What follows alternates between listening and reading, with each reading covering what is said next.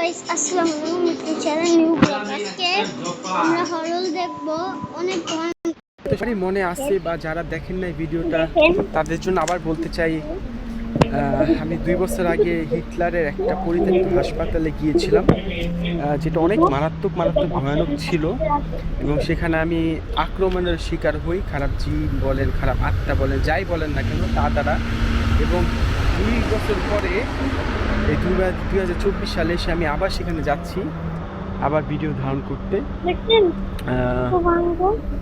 তো আমি শুধুমাত্র দেখাতে চাচ্ছি আমি কত কষ্ট করে সেখানে যাই।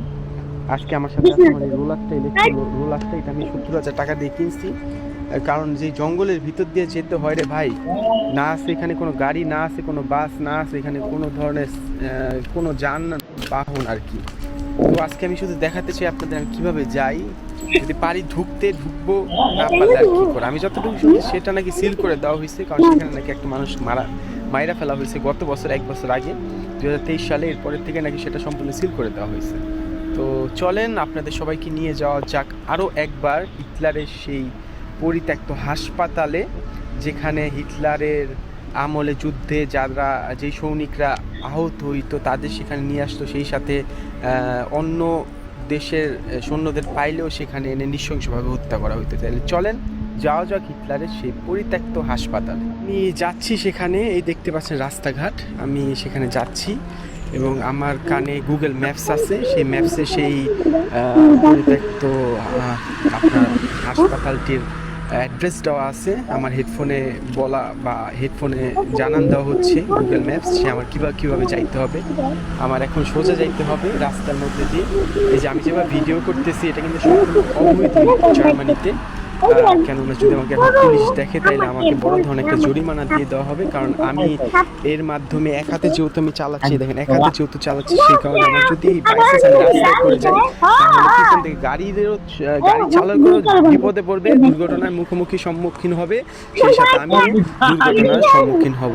সেই জন্য আমি ভিডিওটা এখানে অফ করতেছি এবং সেখানে গিয়ে আমি আমার ভিডিওটা অন করব। অবশেষে আমি চলে আসছি, কিন্তু আমি এসে যা দেখলাম আমি হতভম্ব হয়ে গেলাম।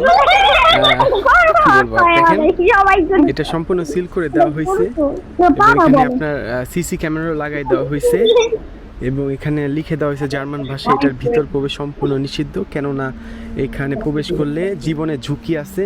যে ভবনটা হতে নাকি মানে ওইটা ভেঙে পড়তে পারে, সেই কারণে সম্পূর্ণ সিল করে দেওয়া হয়েছে। সেই সাথে এটা আপনার পুরোপুরি সিল এবং এখানে তারও দেওয়া আছে, দেখছেন। যদি আমার ঢোকা ঠিক হবে না, যেহেতু সিসি ক্যামেরা আছে। তারপর আমি একটু দেখাই আপনাদের, এই সেই হিটলারের পরিত্যক্ত হাসপাতাল। আমার আর সামনে যাওয়া ঠিক হবে না, কেননা সামনে ওই যে সিসি ক্যামেরা আছে, দেখাই যাচ্ছে সিসি ক্যামেরা। যদি আমি এটার ভিতরে ঢুকি এখন, আমাকে বড় ধরনের একটা বাঁশ দিয়ে দেওয়া হবে, বড় ধরনের বাঁশ। তো আপনারা দেখতেই পারলেন, আর ঢোকা সম্ভব হইল না এটার মধ্যে, কেননা এটা এখন সম্পূর্ণ সিল করে দেওয়া হয়েছে। সিসি ক্যামেরা আছে, সিকিউরিটি আছে, লেখাই আছে সেখানে সিকিউরিটি, এবং আমি যদি এটার ভিতরে ঢুকি তৎক্ষণাৎ তারা চলে আসবে। আমি যতটুকু ঢুকছি সেটাও সম্পূর্ণ নিষিদ্ধ, কি বলবো আর কি। এটাই এই মুহূর্তে 2024 সালে এটাই আপডেট।